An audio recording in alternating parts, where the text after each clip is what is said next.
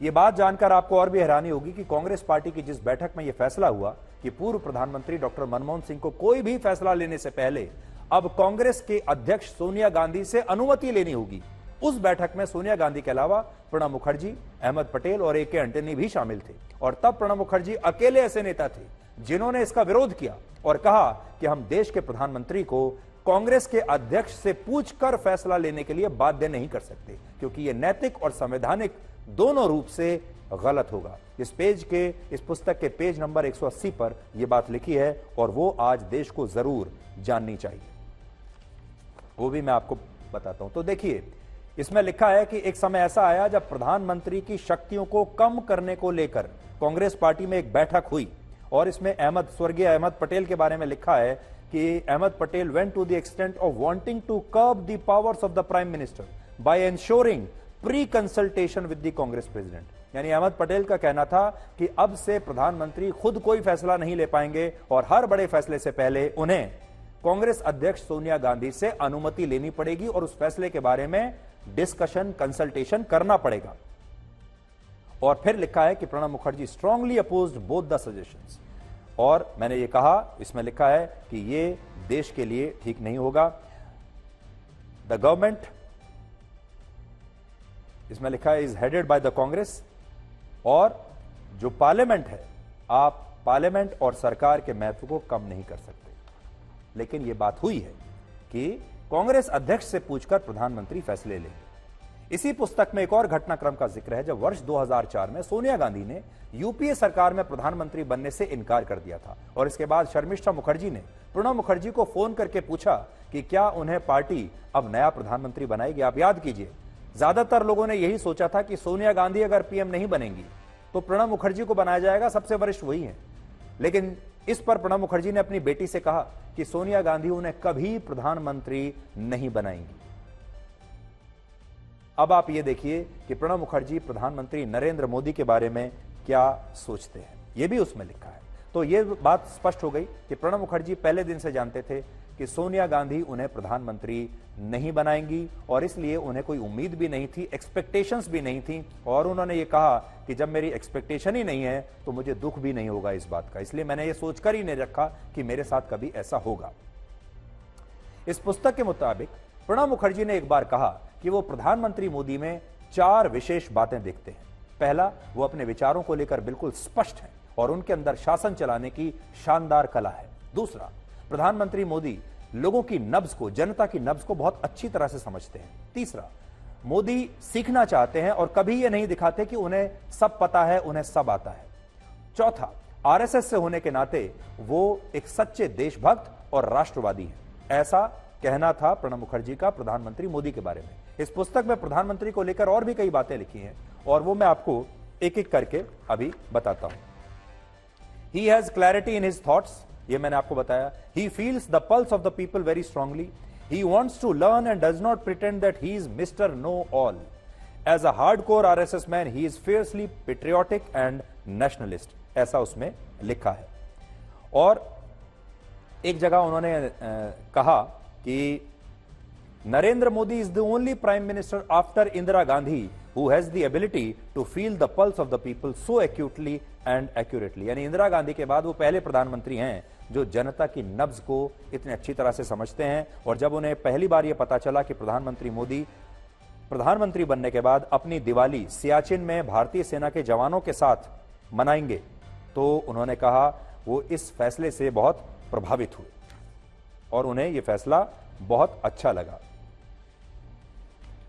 शर्मिष्ठा मुखर्जी की इस पुस्तक में आप ये समझ सकते हैं कि कांग्रेस में बड़े बड़े नेताओं के साथ किस तरह का व्यवहार होता है और कांग्रेस पार्टी में गांधी परिवार शुरू से ही ऐसे नेताओं को हमेशा पीछे धकेलता रहा है जो नेता बहुत प्रतिभाशाली थे और अपना दिमाग रखते थे।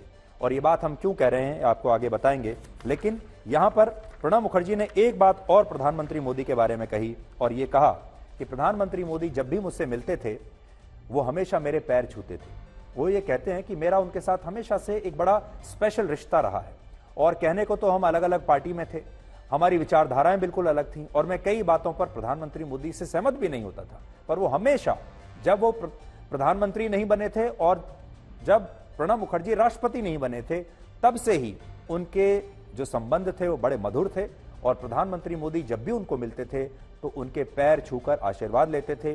और जब प्रधानमंत्री बनने के बाद वो पहली बार मिले प्रणब मुखर्जी से तो उन्होंने कहा, दादा मैं आपका छोटा भाई हूं, मेरी मदद करना और मेरा जो मार्ग है वो मुझे दिखाते रहना, मुझे गाइड करते रहना, ऐसा प्रधानमंत्री मोदी ने कहा। और प्रणब मुखर्जी दिल से प्रधानमंत्री मोदी को बहुत ही पसंद करते थे। एक बात और बड़े लोगों से जो सीखने की है, प्रधानमंत्री मोदी राष्ट्रपति बनने के बाद पद से हटने के बाद प्रणब मुखर्जी को यह बता चुके थे कि हम आपको भारत रत्न से सम्मानित करने वाले हैं। और यह बात प्रणब मुखर्जी को पता थी, लेकिन उन्होंने अपनी बेटी को भी यह बात नहीं बताई कि उन्हें भारत रत्न मिलने वाला है। इसके बाद मीडिया से बेटी को पता चला कि उन्हें भारत रत्न मिल रहा है। वो वापस अपने पिता के पास गई और उन्होंने कहा कि अभी 5 मिनट पहले ही मैं आपके साथ थी, क्या आप जानते हैं कि आपको भारत रत्न मिलने वाला है? तो उन्होंने कहा कि क्या सार्वजनिक ऐलान हो गया इस बात का? तो बेटी ने कहा कि मुझे मीडिया से पता चला है। तब उन्होंने बताया ऐलान होने के बाद कि हां, मुझे प्रधानमंत्री मोदी ने फोन किया था और बताया था कि भारत रत्न आपको दे रहे हैं, लेकिन जब तक इसका औपचारिक ऐलान नहीं हो जाता तब तक इसे शेयर करना ठीक नहीं है। और सोचिए, इतनी बड़ी खबर को उन्होंने अपनी बेटी के साथ भी शेयर नहीं किया। तो ऐसे होते हैं बड़े लोग।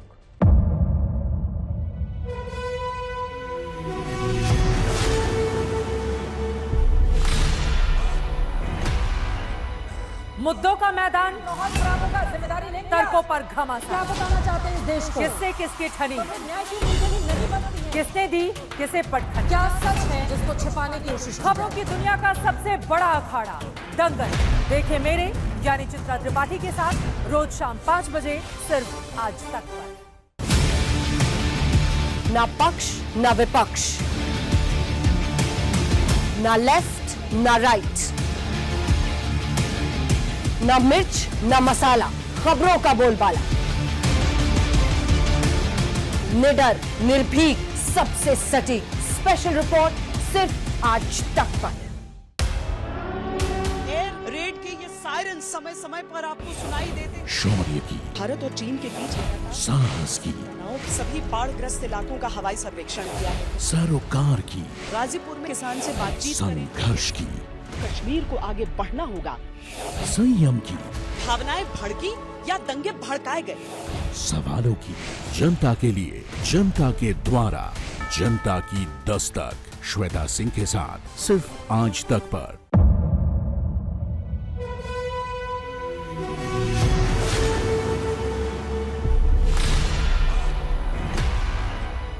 मुद्दों का मैदान, बहुत खराब होगा, जिम्मेदारी लेंगे तर्कों पर घमासान। क्या बताना चाहते हैं इस देश को? किससे किसकी ठनी, न्याय की नीति नहीं बनती है। किसने दी किसे पटखनी। क्या सच है जिसको छिपाने की कोशिश? खबरों की दुनिया का सबसे बड़ा अखाड़ा दंगल देखे मेरे यानी चित्रा त्रिपाठी के साथ रोज शाम 5 बजे सिर्फ आज तक पर। ना पक्ष ना विपक्ष, ना लेफ्ट ना राइट, ना मिर्च ना मसाला, खबरों का बोलबाला, निडर निर्भीक सबसे सटीक स्पेशल रिपोर्ट सिर्फ आज तक पर। एयर रेड के ये सायरन समय समय पर आपको सुनाई देते। शौर्य की, भारत और चीन के बीच साहस की, सभी बाढ़ग्रस्त इलाकों का हवाई सर्वेक्षण किया है। सरोकार की, गाजीपुर में किसान से बातचीत करें। संघर्ष की, कश्मीर को आगे बढ़ना होगा। संयम की, भावनाएं भड़की या दंगे भड़काए गए। सवालों की, जनता के लिए, जनता के द्वारा, जनता की दस्तक। श्वेता सिंह के साथ सिर्फ आज तक पर।